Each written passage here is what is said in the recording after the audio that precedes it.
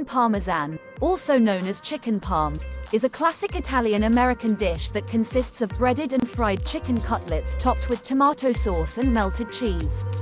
Here's a recipe to make Chicken Parmesan at home.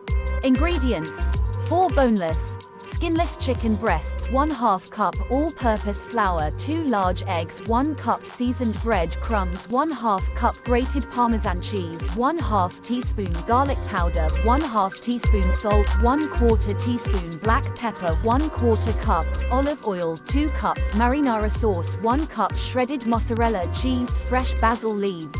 For garnish. Instructions: preheat the oven to 400 degrees Fahrenheit, 200 degrees Celsius. Place the flour in a shallow dish. In another shallow dish, beat the eggs. In a third shallow dish, mix together the bread crumbs, Parmesan cheese, garlic powder, salt, and black pepper. Dredge each chicken breast in the flour, shaking off any excess.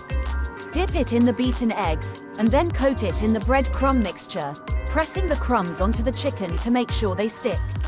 Heat the olive oil in a large oven-safe skillet over medium-high heat.